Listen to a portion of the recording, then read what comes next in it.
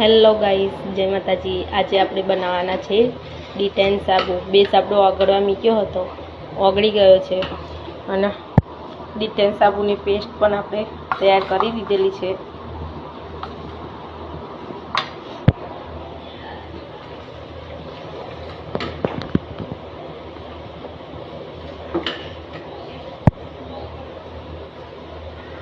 ડી10 સાબુની paste હું અંદર નાખું છું।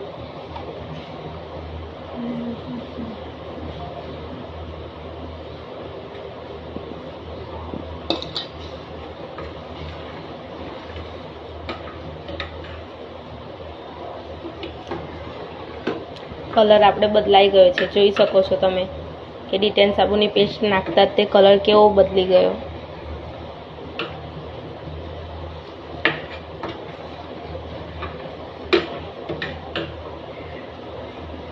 જેને પણ મારા આ પ્યોર નેચરલ આયુર્વેદિક સાબુ લેવા હોય ડી10ના, તે મારી આઈડી પર કોલ અથવા મેસેજ કરી શકે છે।